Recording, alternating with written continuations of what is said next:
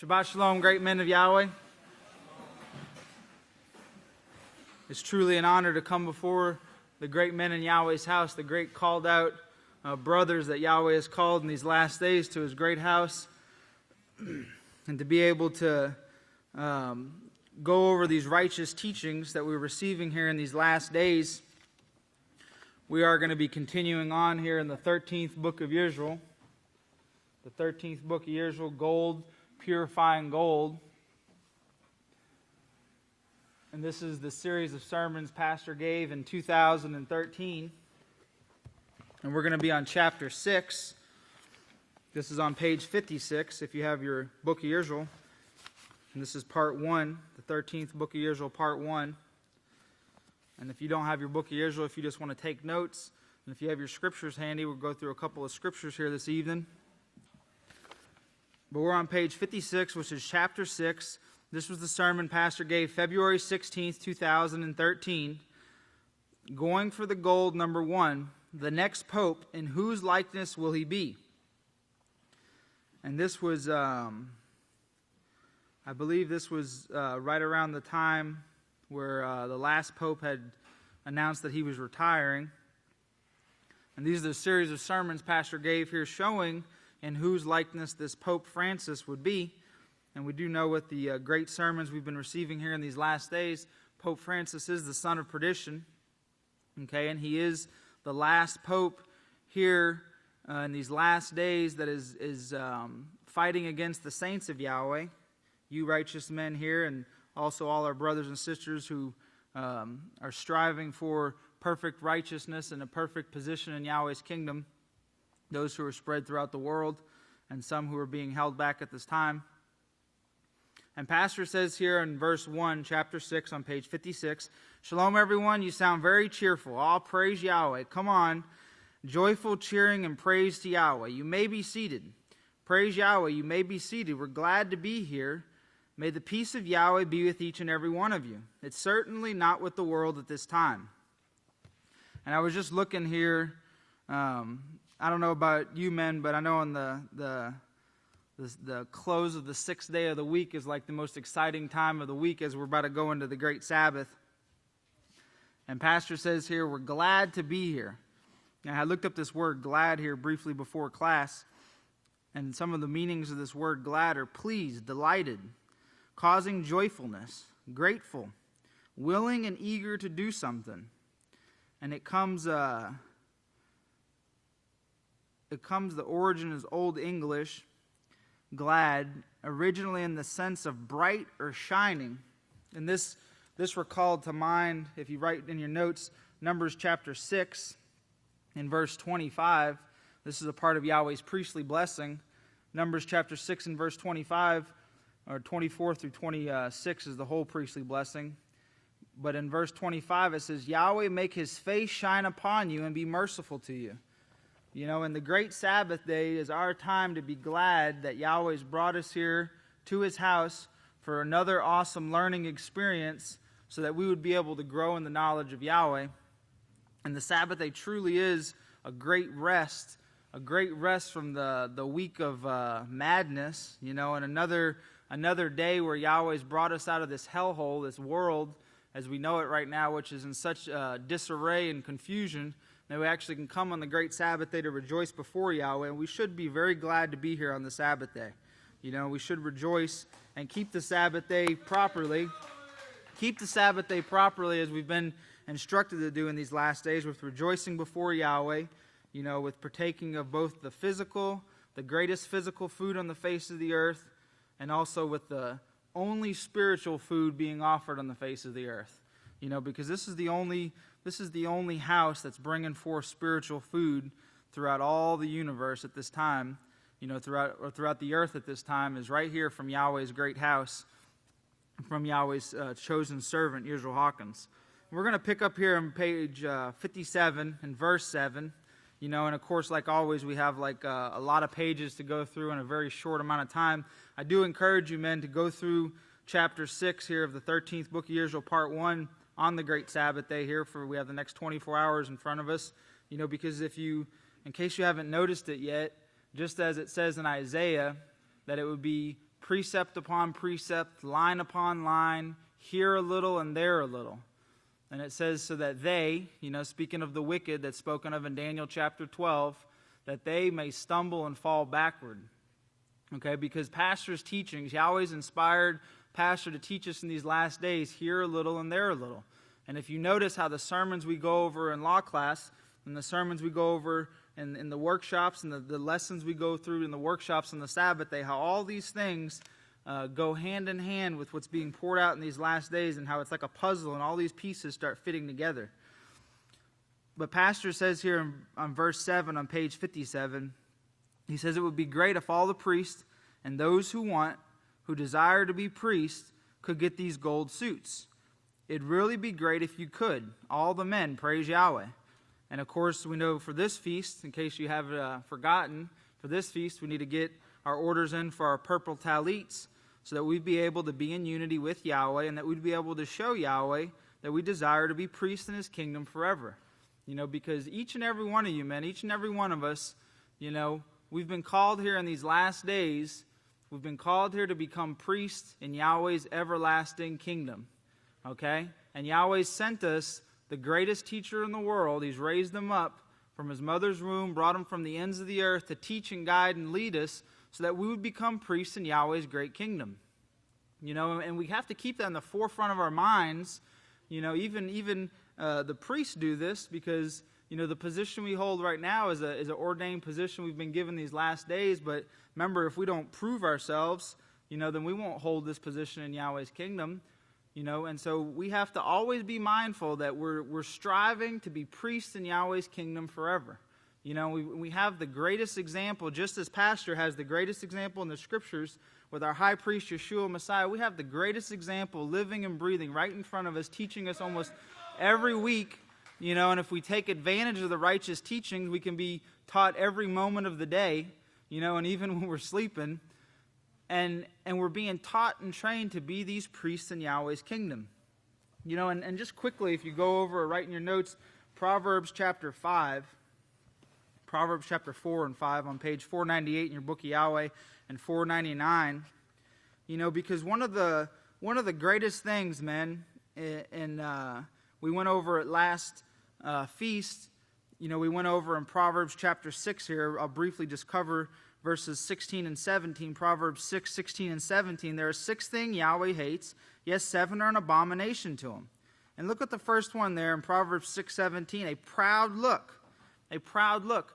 In carnality, and Satan has done an excellent job, through her teachers over the last 1,500, 1,600 years of doing away with the scriptures, doing away with righteous teachings, has done a stand-up job at breeding carnality, and pride. And these things are embedded deep within our minds, man.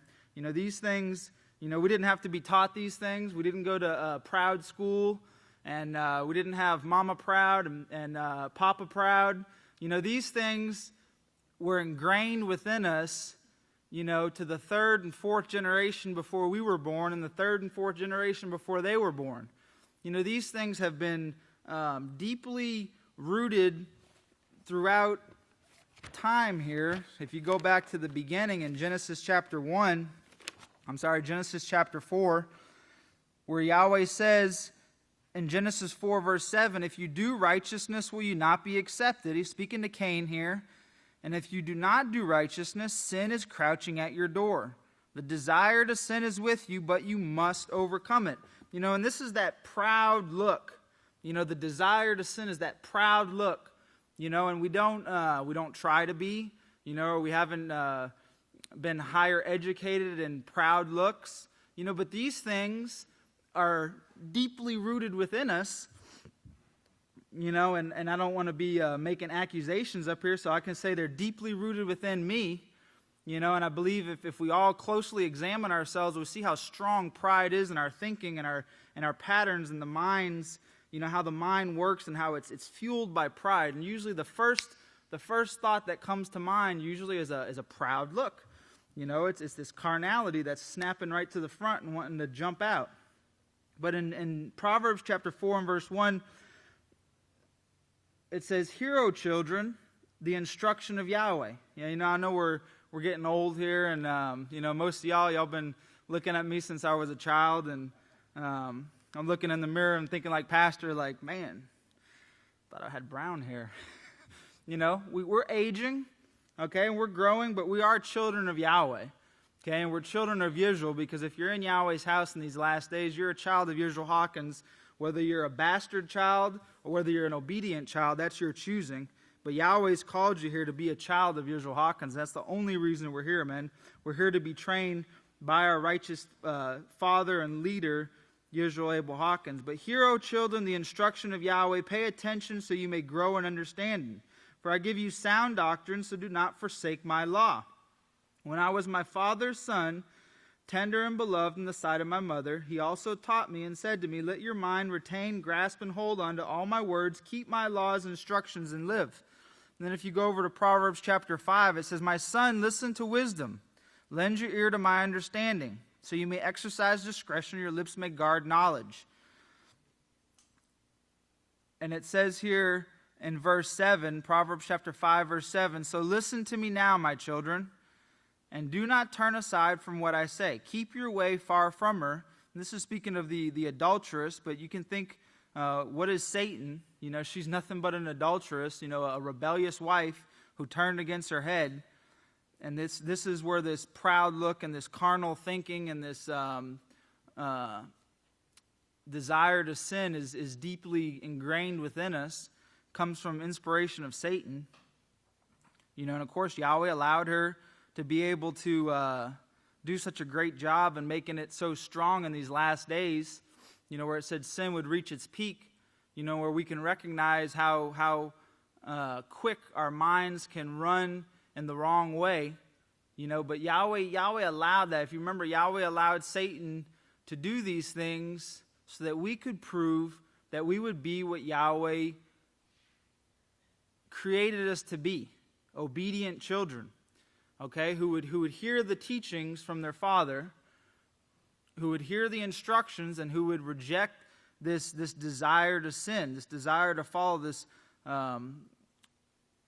rebellious woman. And it says, so listen to me, my children, in verse 7, do not turn aside from what I say. Keep your way far from her, and do not go near the door of her house, or you will give honor to others, and your years to those without mercy. And if you go down to verse 11, it says, you will mourn in the end times as your flesh and your body waste away. And, sadly, we live in this earth, which is a toxic mess because of the sins of man, and in these end times, our bodies are, feeling the effects of sin, even if we've been so blessed to stay free from certain things, we're still feeling the effects of sin, because sin has the ripple effect, as the Peaceful Solution says, and what mankind is doing is getting in the firmament, and we all need the firmament to survive. There's none of us that can do without a healthy firmament. But then you will say, and we shouldn't really be mourning, it should, for the great saints of Yahweh, this should be a rejoicing time to be able to witness exactly what Yahweh prophesied thousands of years ago that would take place, and we're living in these days. And you will say how I hated instruction, how my mind resented rebuke and warning. I would not obey my teachers, nor listen to those who instructed me. Now I am on the verge of total ruin in the midst of the congregation and the assembly. I just want you to be mindful there, that Yahweh's called us, man. He's called us here to be priests in Yahweh's kingdom. And Pastor, every instruction he gives us, every teaching lesson he pours out to us, all this golden oil down to the smallest drop, is so that we would be able to take those positions in Yahweh's kingdom. We have to put away this proud look, this proud look and this desire to go off on our own understanding and to turn away from righteousness. And Pastor says here in verse 8, he says, what we want to do is show Yahweh that we truly want to be part of this kingdom. And if this whole bunch could be priestess and priests, which there's no reason why you can't, It's based on your efforts. Of course, but if we could get to be priest and priestess or kings, we could serve better in that than any other position that I know of. So you can see Yahweh, yes, he called us, as the scripture says that he would take fools to confound the wise. We were fools, ignorant, bastard children, and he called us to his house to be brought up and trained that we would be able to serve the best. He called us here to be priests in his kingdom. And the ones that served the best, that's where they were. They were able to get the jobs done with that authority in the Holy Scriptures. So let's strive for it. Make an effort to do so. Before the feast, get busy, hurry. And I think back to years ago where Pastor said, no, you don't have a bunch of time. Get it done today. That we should be striving for this every moment that we have, because we know not what will come tomorrow, or the next day. We know not what lies in our futures, but we know that Yahweh's called us here to prove to be priests in his kingdom. And really, it's simple, although we know it's complicating, but it's very simple in the fact that we just have to obey the teachings. We have to humble ourselves to follow the great teacher, and Pastor lays it all out. And although when he lays it out, sometimes we're like, what does that have to do with, gold suit, purple tally? What does that have to do with? Remember Pastor said, I don't have the time to bring you all these things at this time. There's thousands of sermons that can go with these things, but, first comes obedience, then comes understanding. You obey the instructions. You obey what you're told to do. And so I pray, men, that we're all striving here, as Pastor says, that we're striving to show Yahweh that we truly want to be part of his kingdom. Because if we're not truly striving and making this effort to show Yahweh we want to be part of his kingdom, then we're showing Yahweh that we want to be part of Satan's kingdom. And the world is so damned confused, and last week, I know it was very solemn and heartening in the fact of seeing how evil sin is, but it starts right there in Proverbs 6:17, a proud look. This system that's gotten to such vile atrocities comes from disobedience, rebellion, disobeying. So if we're showing Yahweh that we truly want to be a part of his kingdom, then we're going to be following the instructions Yahweh's given us in these last days. If you go on to page 58, starting in verse 16 and then skipping to 17 and 18 quickly, it says, but anyway, you have these groups inside the Vatican. And then in verse 17 it says, it's not that they want to change their evil. Nothing ever occurred to them. And you can see this with Pope Francis, although he puts on a pretty great, Santa Claus look, good for the children, and sweet kisses and letting doves go and all these neat-looking things, picking up bums off the street and washing their feet and taking them for a ride in his Pope mobile. It's not that he's wanting to change the evil of the system. No, Pastor says, nothing ever occurred to them. He says, well, if we repent of this, we wouldn't have to hide it, But they want to hang on to this darkness, as Yeshua said. They love darkness more than light because their deeds are evil. Well, he was speaking of the Pharisees, who, of course, were also hypocrites. And Yeshua told them they were hypocrites. Like this man in the last segment there that was played today, referring to the news, he said he believed, or he was led to believe, that all this was good. But he couldn't find anything good about the whole thing. Well, that's, of course, because he doesn't know what good is. Pastor, in one of the recent prophetic word programs, it's like 775 or 774, one of those, he said, they always say for Christmas that if you're good, then Santa's going to bring you presents. And he said, but what they don't tell you is that good isn't righteousness. Good is God. And Genesis 3 verse 5, evil like the gods. And this is what's being taught in the world. Be good. Santa will bring you presents. What's coming from the Catholic Church is good. Well, it is. It's evil like the gods. Genesis 3 verse 5. It's evil. The world loves darkness more than light because their deeds are evil. Their every thinking and thought pattern is on their own selves and fulfilling their own lusts. And this is why we see such great confusion in the world today, where nobody can agree. Even the Pope and his, Catholic spokesman or whatever they have, they don't even agree. The Pope says one thing and then they release a statement saying, well, that's not really what he said. What he meant was, it's like there's not even no agreement between them, and there's no agreement between those who are fighting, these supposed wars. They trying to kill their enemies, but then just as soon as their enemies are out of sight, they're ready to kill each other. And this is the confusion we see in the world, because the world loves darkness more than light, because their deeds are evil. And the system is promoting this evil way. Genesis 3, verse 5. Be good. Santa's going to bring you presents. Well, Santa can stay the hell away from here, because we don't want no presents, and we don't want no good.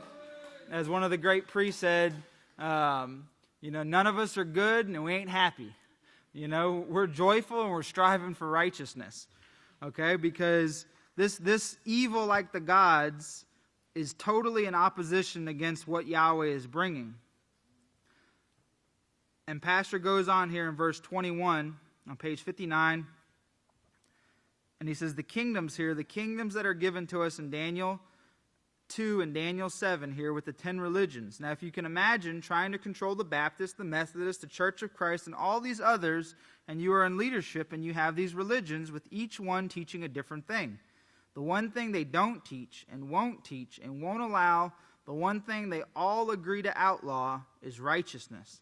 So you can see it's not about having the Baptists and the Methodists and the Church of Christ and, the church over here and the church over there. It's not about having them all say the same thing.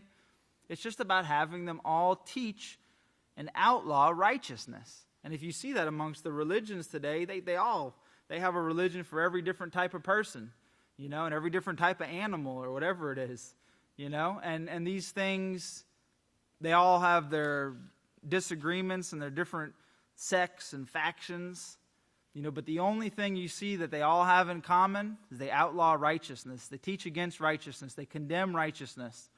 Okay, they come against Yahweh's laws, and this is the one thing the religions don't teach. They won't teach, and they won't allow. The one thing they all agree to outlaw is righteousness. Okay, because they're striving to be good. Genesis 3, verse 5. They want to be good. They want to be good, which comes from God, and they want to be evil like the gods. Okay, and this is what you're going to see.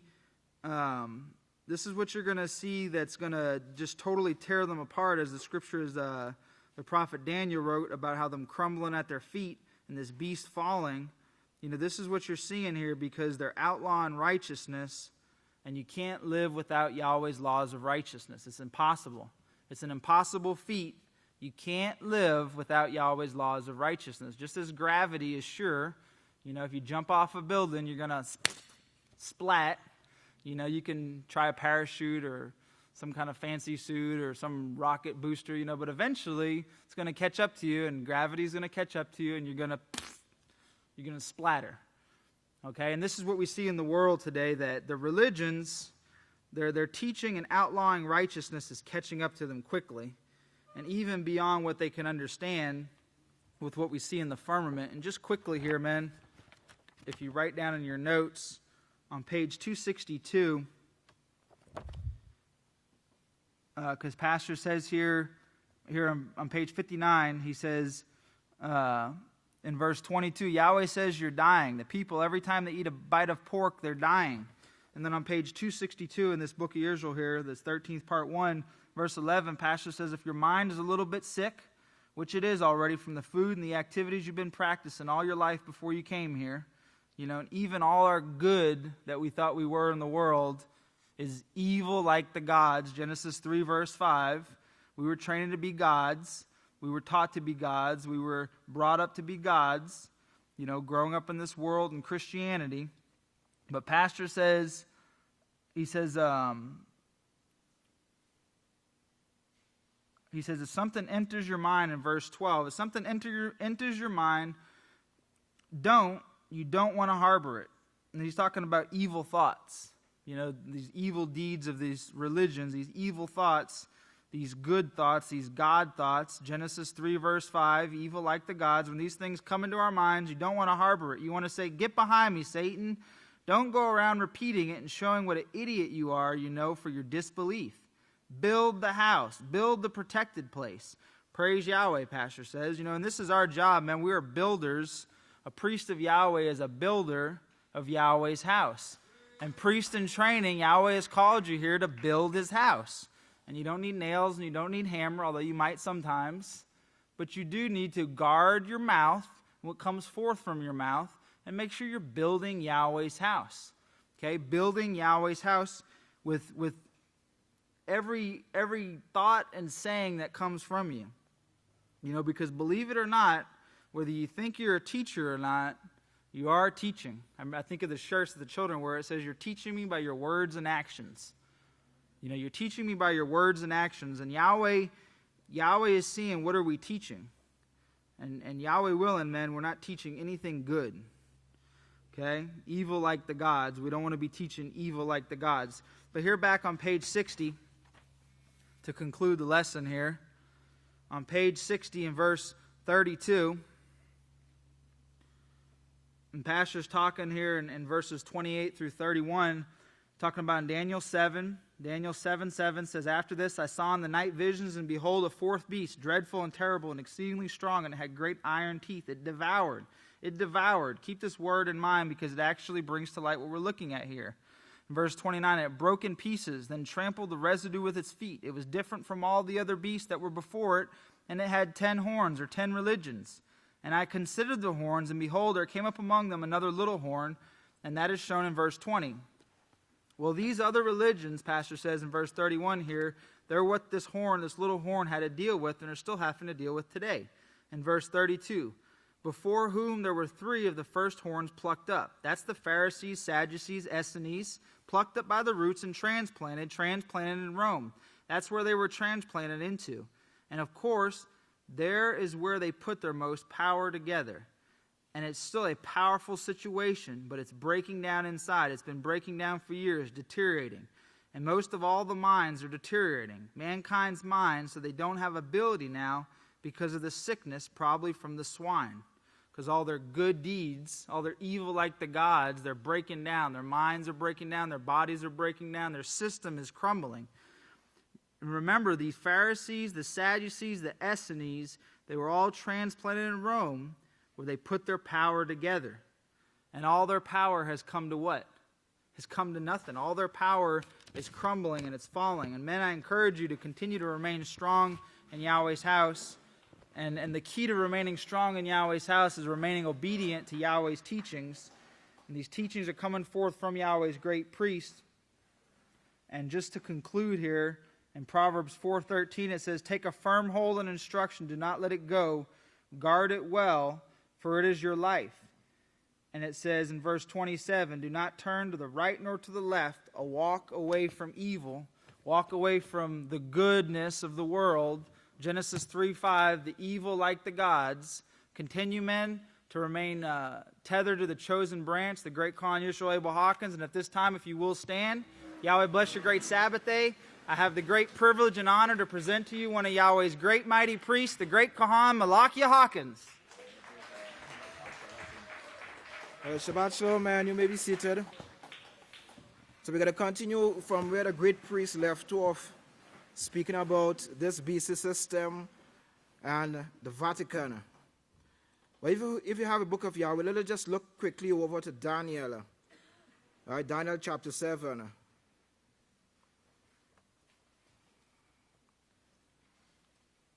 All right, where it said, and he will speak great words against Yahweh and wear out mentally.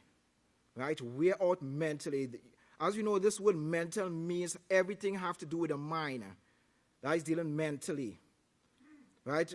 Just recently the Pope said, well, look, you don't have to keep those 613 laws. Right?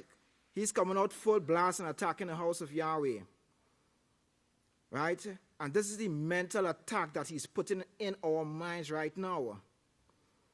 Right? So we have to be very, very careful of this mental attack, because Daniel said it will wear us out mentally. He will wear us out mentally. Right? So we have to guard our minds, guard our thought. Right? We have to be very careful, because how the world look at the laws of Yahweh. The world look at the laws of Yahweh as restriction. Oh, you people is restricted with these laws. But how we look at the laws of Yahweh, how do we look at the laws of Yahweh is what? To us. Yes, a friend. That's right, it's protection. The laws of Yahweh is protection to us. They look at it as restriction. We have to look at the laws of Yahweh as protection to us. Right? And if we don't guard our minds carefully, we'll find our minds starting to be built up with all this mental attack that, the Catholic Church and the Pope is putting on the house of Yahweh. And if we don't guard our mind, pretty soon we'll find ourselves saying, well, I don't know what I'm doing here. Best I look to leave here. Because of that mental attack. Right? So please don't fall into that trap. Right? Don't fall into that trap. Look at the laws as a friend. Look at it as something that will protect us. Right? Because this is how Yahshua looked at the laws. He was very zealous for the house of Yahweh. But he was zealous for the laws of Yahweh. The laws of Yahweh is the mind of Yahweh. To be like Yahweh, in Genesis 1:26, it says, I'll make man in my image and after my likeness. We have to have that same mindset as Yahweh. We have to use the laws to govern our mind, to govern our body, to govern the way we think, the way we act. That is what we have to use the laws of Yahweh for. That is how we're going to become as Yahweh. All right, so continuing in where the great priest left off, we'll start at verse 38. Our pastor goes on to speak about in the days of Samuel. Right, it's 1 Samuel chapter 8, verse 4. We're talking about all the elders in there came to Samuel.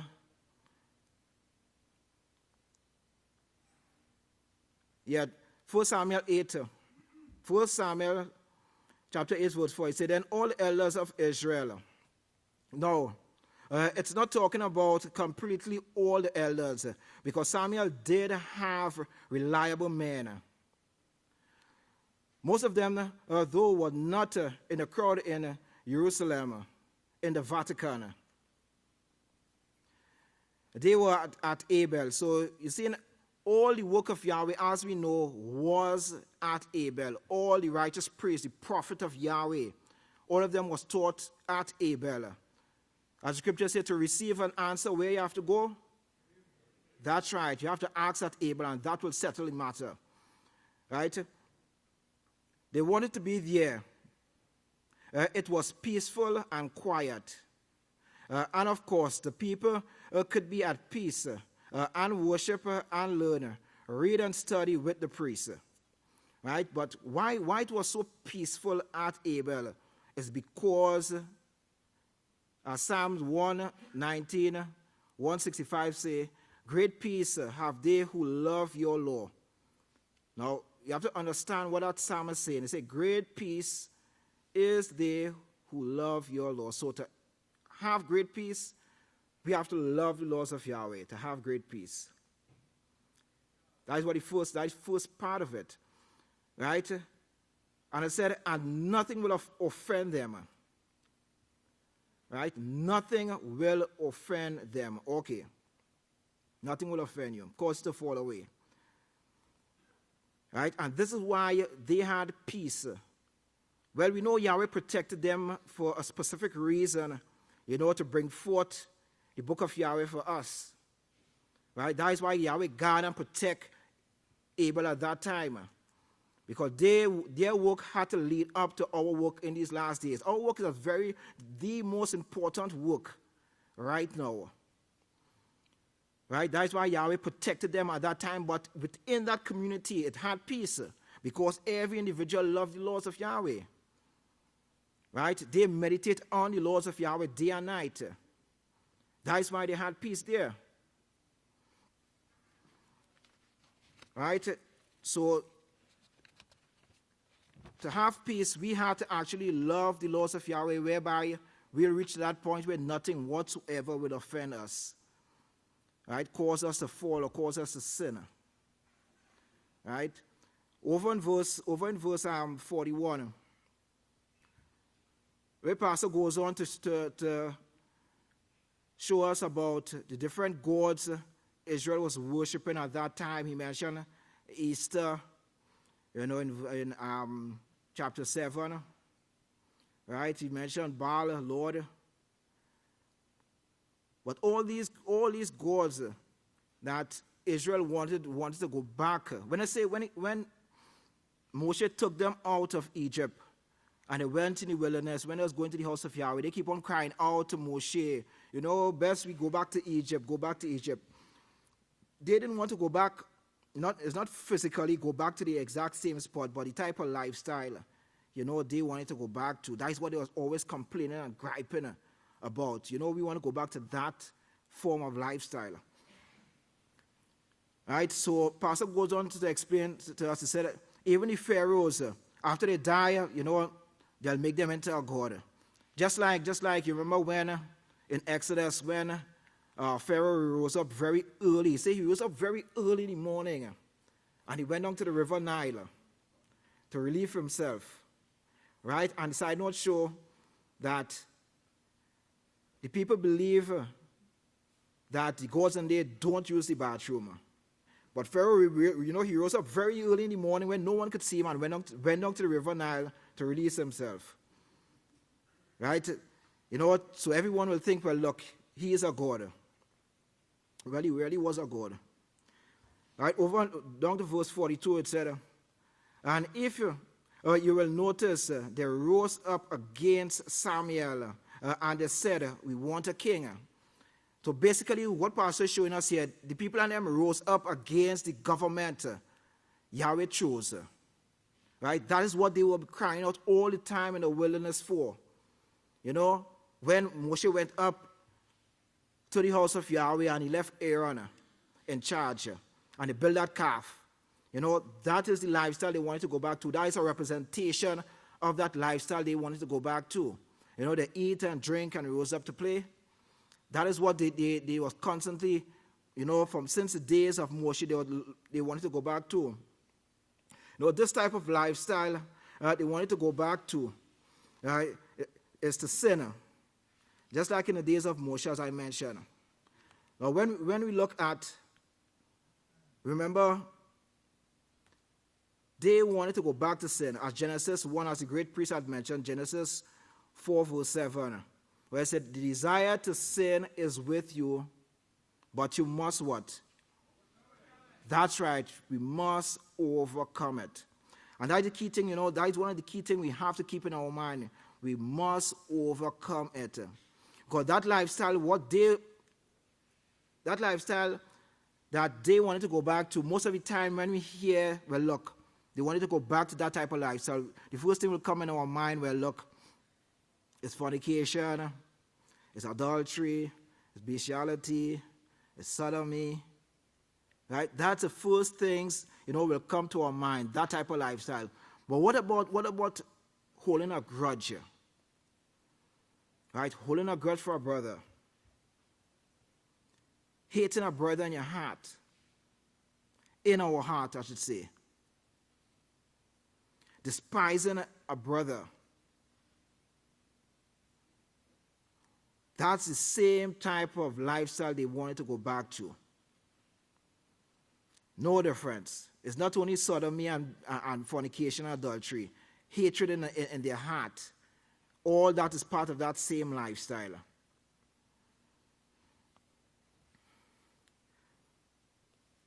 Over down to verse 44.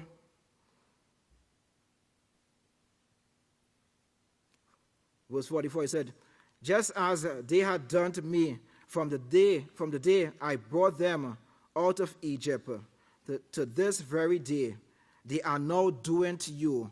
They are forsaking me in order to serve God. So we see from since that time to now, the ancestors of these people who is in the Vatican right now, it's the same lifestyle they is projecting for the world right now. That same lifestyle, nothing different. The only difference is right now, sin reached at its peak right now. Right? But it's the same type of God worship. day is bringing forth, the Vatican is bringing forth right now. Verse 45 said, then he said, verse 9, so listen to them, however, solemnly be warned them, and let them know, the king who will reign over them will behave towards them. And I see the reason why they wanted a king, they didn't want a priest, because they know fully they could control, that king. Right? They know they could control that king because, for instance, an example is with Saul and Samuel. Right? Samuel gave him specific instruction what to do. And when he came back and he was disobedient, the first thing he said, well, the people and the people and them influenced me, to do such and such. But look at that scenario. That scenario could have a lot of counseling before. Right? Samuel could have been counseling Saul a lot before he totally turned in rebellion. Right? So because we have to picture it just like what is taken right now in the house of Yahweh. Right? The amount of counseling, the priest will counsel an individual over and over and over and over. And the person will just totally rebel. We have to look at it in that way. Samuel could have been counseling Saul a lot. Right? And after one point in time, Saul just decided, well, look, I don't even care what Samuel have to say. I don't have to care what the priest have to say. I'll just do what I want to do. Right? And that was the consequences for his action. Right? He was totally cut off from Yahweh. Totally cut off. Right? Because he willfully rebelled against Yahweh. He willfully rebelled against the voice of Yahweh. So, we have to look at it. We have to look at it just as the administration of Yahweh is set up right now. When you're reading the scripture, that is the way we have to understand the scripture. It's not just boom and something just occur. Just like that, overnight, boom. Right? So he could have been getting, serious counseling. Down to verse 49. For it would have been better for them not to have known the way of righteousness than after they have known it to have turned from the holy laws to deliver to them. Now, this is still speaking about, the Vatican. The 12 tribes who separate themselves from Yahweh. These are the ones that still is in power right now, right? As we see in the Roman Empire today. Verse 50. They have befallen them the things spoken of a true proverb. A dog returned to his own vomit, and a sow is washed only to water again in the mouth. Down to Matthew chapter 11, verse 12. And from the time of Yachanan the Mercer until now, the kingdom of Yahweh have been advancing forcefully, and forceful men lay hold of it. Right? And this is still speaking about the Vatican. The Vatican is still in control of that. And Pastor went up towards the scepter of righteousness. Right? That scepter of righteousness had to return to the house of Yahweh. Have to return, to Yahshua. Down to verse 53. It said, look at chapter 21, because Yahweh, after he was finished with Jerusalem and the Savior, for the time being, he was about to fulfill a prophecy here. In fact, there were several prophecies that prophesied that would take place. But in Matthew 21:43, he said, therefore I say to you, now, he's talking about them not keeping the laws of Yahweh, rejecting the one sent. That is verse 36. And of course, he said, because of this, verse 43, Therefore, I say to you, the kingdom of Yahweh will be taken from you, or from them, taken from you. No, they were still holding onto the kingdom.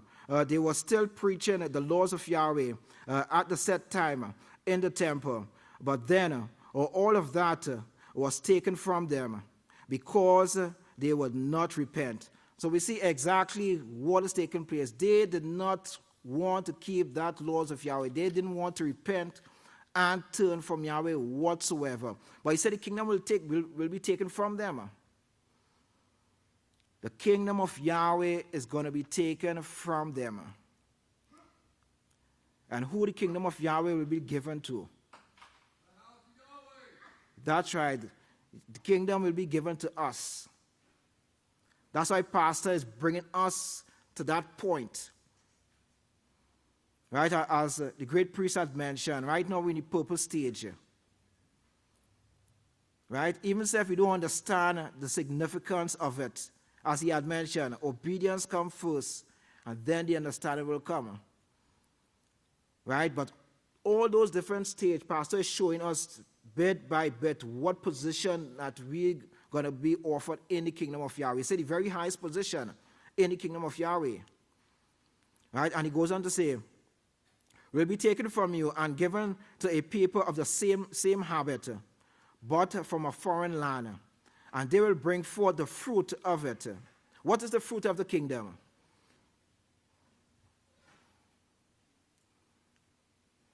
You say, and they will bring forth the fruit of it. That's going to be right here in America at this time, fulfilled, started by the two witnesses in the last days. Well, we, the house of Yahweh, are the ones that is bringing forth the fruit, the teaching of Abraham. Right? We are the only ones that will teach them and to show them the benefit of keeping the laws of Yahweh. Right? We will be bringing forth and teaching them the way to salvation. We are the one responsible for that. Remember, Pastor said we will be even teaching some of the prophets and apostles. Because in these last days, we have that great understanding of the plan of Yahweh. We have that understanding. Right? So don't look at, as that as something very simple. Don't look at that as something very simple. We are very blessed to be called out by Yahweh to his house, and Yahweh opened our minds and showing us the great plan of Yahweh. Right? We should be very, very, very joyful for that. And, we should try our utmost best to hold fast to this kingdom. Because, as Pastor mentioned, there is only two kingdoms in this world. The kingdom of Yahweh and the kingdom of the gods. So anytime we step away from the kingdom of Yahweh, we're going right back to God worship. Only two choices. We don't have a third and a fourth and a fifth. Only two choices we have. Right? And this is what Yahshua Benan said. He said, for me and my house, he said, choose who you will serve today. But for me and my house, we will serve Yahweh. And it's only one place we could serve Yahweh. It's only in the house of Yahweh we could serve Yahweh. No other place we could go and serve Yahweh. Because only the house of Yahweh is keeping those laws. Right? Those same laws that the Pope said, well, we don't have to keep. They don't have to keep it, but we in the house of Yahweh have to keep the laws of Yahweh. Right? That's how we are trained to become like Yahweh.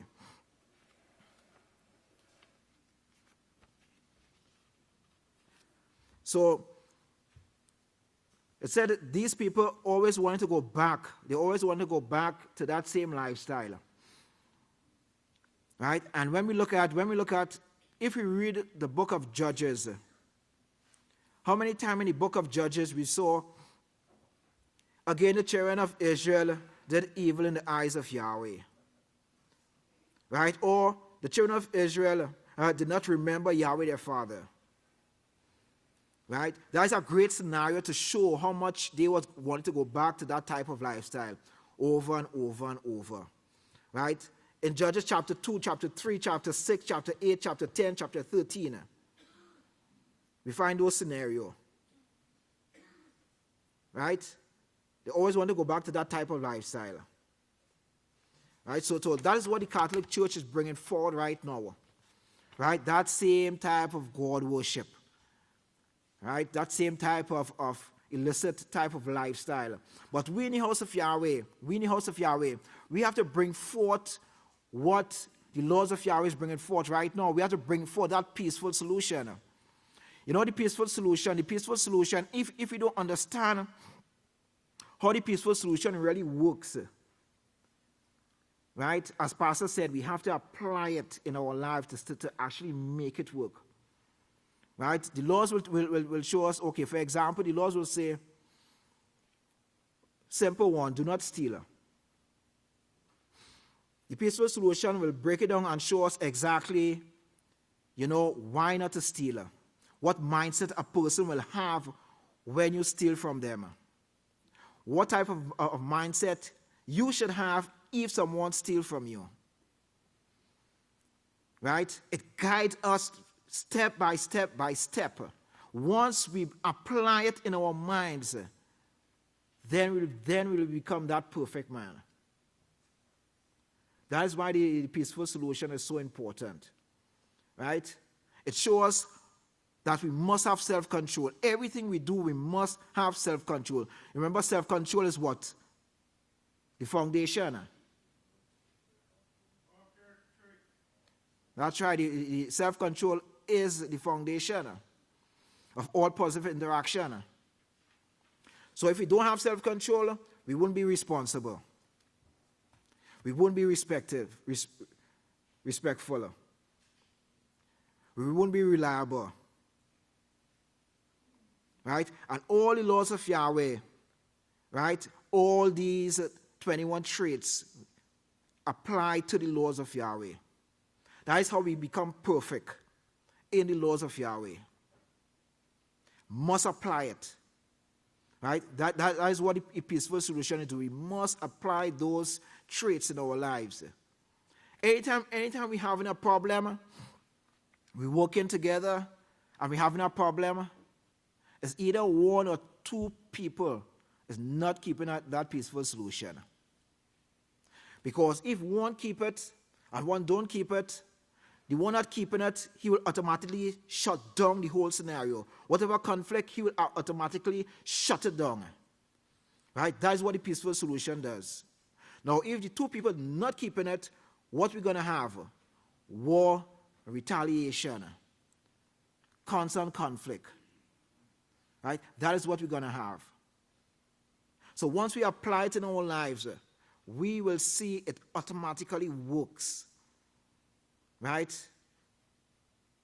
We will find, well, look, things, that peace, what we mentioned earlier on, where the people live in Abel was having, they apply all these traits. That is why they had that peace. Right? So for an individual to have peace in our life, for we to have peace in our lives, we must apply all these traits. Right? Whatever problem, whatever thing that we do need to overcome, the peaceful solution is there to help us overcome it. Once we apply it, that is going to help us overcome it. Right? There is nothing, no sin that the peaceful solution will not help us overcome. No sin whatsoever. None. And that is how we will enter the kingdom. That is how we're going to make it as kings and priests. That is how we're going to qualify for that color purple. Let's go over to page 64. Let's look at verse 63. It says, Shaul, that is the apostle Shaul, was a tent maker. If you know what that means, he had a lot of women who were making talit and kippah, holy garments. They made him a gold vest. I'm joking.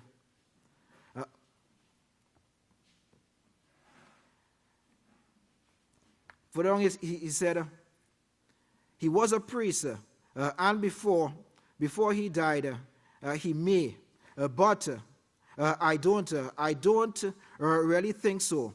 I think the goal is for us, and Yahweh showed that it's the highest position we will ever. It's the highest position we'll even could even imagine. Well, if you could even imagine achieving, and it's offered to this last generation, the hardest generation to pull out of sin.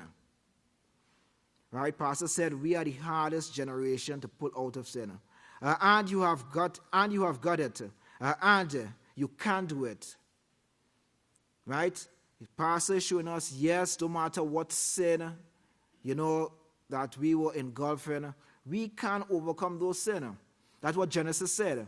Sin is crouching at our door, but we must overcome it.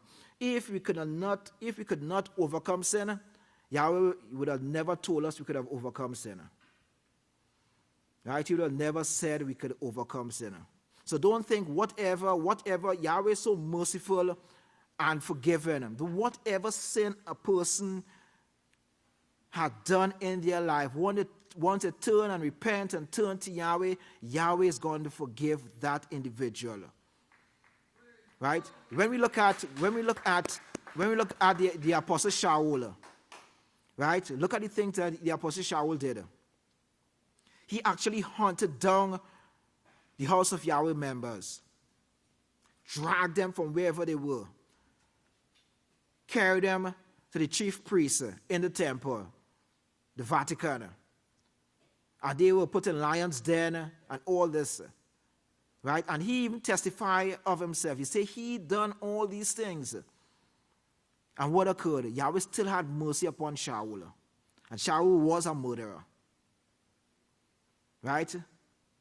And if Yahweh could have all that mercy and still open Shaul's mind, and Shaul was an excellent, he understood the laws of Yahweh. He really understood the laws of Yahweh. When you read Shaul's books, we could actually see how wise and understanding he was in the laws of Yahweh and understanding the kingdom of Yahweh. And Yahweh opened his mind and he qualified for the kingdom of Yahweh. So what about us? That is to show the mercy that Yahweh have. Don't think, well, look, I am so sinful, Yahweh is never going to forgive me. Yes, Yahweh is going to forgive. That is what Yahweh is there for. Yahweh said he is going to forgive us. Right? And Yahweh look at us, is looking at us as very special. Because remember, we are the choices. The pastor said we are the rottenness, the worst of the bunch. Okay. We are the worst of the bunch. And still Yahweh is offering us the highest position. Now when I say the highest position, when I say the highest position, I'm speaking under Yeshua, under pastor. He's offering us the highest position. And pastor says we are the worst of the bunch. Right? The worst of the bunch. But Yahweh is so merciful. Yahweh is so merciful to us. Right? Once we steadfast, stay in the house of Yahweh, whatever we need to overcome, constantly try to overcome it. Apply the peaceful solution to overcome whatever sin that we have, that we are struggling with. Apply it and it will work. Right? And every individual will make it in the kingdom of Yahweh. Because this is what Pastor said. Pastor said his desire for everyone to make it in the kingdom of Yahweh. Right? And we should actually work towards that. So men, let's go ahead and close.